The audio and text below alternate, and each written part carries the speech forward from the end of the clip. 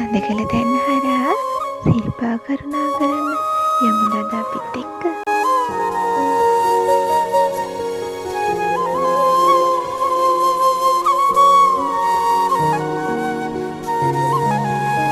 ලක්ෂපාන දියැල් සප්ත කන්‍යා කඳු වැටිය පහු කරන් මස්කෙලිය නල්ල තනියේ රාජ්‍ය මලේ පාරේ හරි පරිස්සමට ගමන ආරම්භ කරන තැනට ආවොන් ඉතින් අපි. මෙන්න මේ අංකල් තමයි අපිට පාර පෙන්නන්න ආවේ. කොළාත්තකුත් කඩලා එල්ලන්න ඕන ඉතින්. අපි යන්නේ කැලයක් මැදින්නේ. සියලු දෙවියන්ගේ ආශිර්වාදයත් අරන් කැලේ අඩි පාර දිගේ ඉස්සරහට එනකොට මට නම් ඇස් දකින්න ආසම දේ පේන්න පටන් ගත්තා.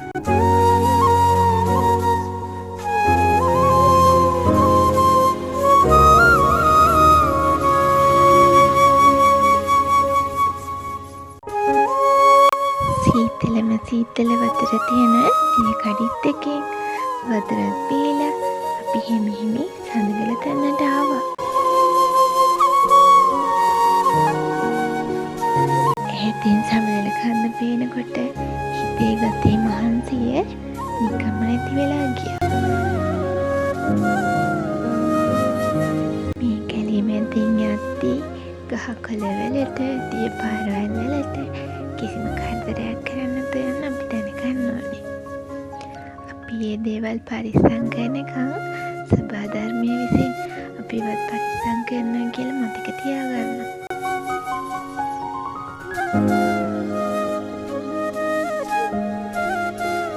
රසම රස අක්කල එක කඩචෝරු කන ගමන් අපි දන්නේම නැතුව උඩමළුව කිට්ටුවටම ඇවිත්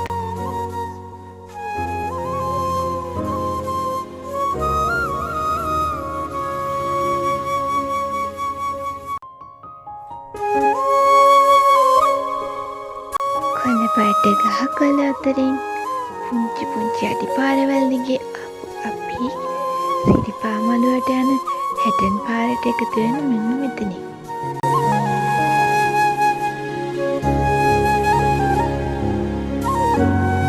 මළුව ළඟටම පේනකොට හිතට දැනෙන සතුට කියලා නිම කරන්න බෑ. උඩ මළුවට ඇවිත් සිරිපතල් වලට ඔළුව තියලා ආශිර්වාදය ගන්න එක ලේසියෙන් කරන්න පුළුවන් දෙයක් නන් නෙවෙයි ඉතින්. සංසාරේ කරපු පුංචි මහර පිනක් තියෙන්න ඕනි ඒකටත්. සමන් දෙවියන්ගේ ආශිර්වාදයත් අරන් අපි ආපහු එන්න පිටත් වුණා. මේ වාරේ සිරිපා යන්න ඉන්න හැමෝටම සමන සමන් දෙවියන්ගේ ආශිර්වාදය වෙන්න ඕනි. මේ පාර සිරිපා කරුණා කරන්න ඉන්න හැමෝටම සිරිපා කරුණා කරන්න ලැබෙන්න කියලා මම ප්‍රාර්ථනා කරනවා. ගිහින් එන්නම්.